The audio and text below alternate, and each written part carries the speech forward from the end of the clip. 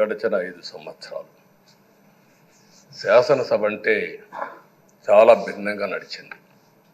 ఎంతో పవిత్రమైన శాసనసభను గత ప్రభుత్వం ఒక వికృతమైన పోకడలు, నీచ రాజకీయాలు, వ్యక్తిత్వ హననానికి ఒక వేదికగా చేశారు.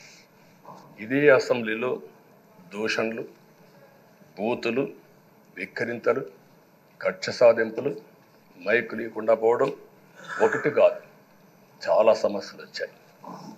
అదే సమయంలో ఫస్ట్ టైం వచ్చిన ఎమ్మెల్యే బాధ్యతారాహిత్యంగా 6-7 సార్లు గెలిచిన ఎమ్మెల్యేని విక్రించడం, బూతులు తిట్టడం, చాలా వల్గర్గా ప్రవర్తించే పరిస్థితికి వచ్చారు.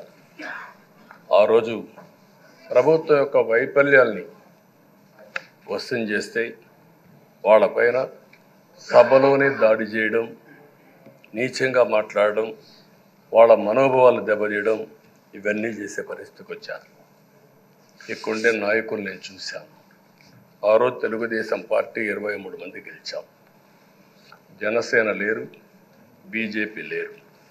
కానీ ఆ 23 మందిని గెలిచినాక ఇదే అసెంబ్లీకి వస్తే వాళ్ళు ప్రవర్తించిన తీరు మీరు చూస్తే చాలా బాధాకరంగా ఆ రోజు పనిచేసే పరిస్థితికి వచ్చారు. ఆ రోజు ఒక్క విషయం మీరు చూస్తే, నేను కూడా ఇదే హౌస్లో చాలా బాధపడిన సందర్భం రోజు ఉంది. మెంబర్స్ అందరం ఉన్నాం. నన్ను గురించి, నా కుటుంబాన్ని గురించి ఇష్టానుసారంగా మాట్లాడితే కనీసం యాక్షన్ తీసుకోవడానికి నాకు మైక్ ఇవ్వమని అడిగాను. మేము నిరసన తెలియజేసి ఎడతామని మైక్ అడిగితే మైక్ ఇవ్వలేదు. ఇవ్వకుండా మీరు చూస్తే మామూలు సంఘటన కాదు. ఆ రోజు నేను ఒక మాట చెప్పాను, ఇది గౌరవ సభ కాదు, మీరు నాకు మైక్ కూడా ఇవ్వడం లేదు. మైక్ ఇవ్వకపోయినా నేను స్టేట్మెంట్ ఇవ్వాలి కాబట్టి ఇచ్చేడతాను రికార్డు కోసం అని చెప్పి గట్టిగా లేచి ఇదే సీట్లో కూర్చొని ఆ రోజు నేను చెప్పింది అదే వర్డ్స్ మీకు రిపీట్ చేస్తున్నాను.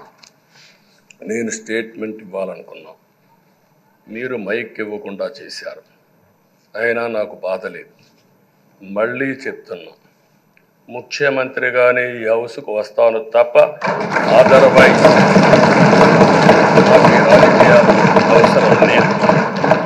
ఇది ఒక గౌరవ సభ కాదు. ఇలాంటి గౌరవ సభలో నేనుండనని మరొక్కసారి చెప్తూ మీకు నమస్కారం. ప్రజలకు విజ్ఞప్తి చేస్తున్నా, నా అవమానం మీరు అందరూ అర్థం చేసుకొని నిండు మనసుతో ఆశీర్వదించాలని కోరుతూ ఈ సభ నుంచి వాకౌట్ చేస్తున్నానని చెప్పి వాకౌట్ చేసి బయట ప్రెస్ కాన్ఫరెన్స్ పెట్టాను.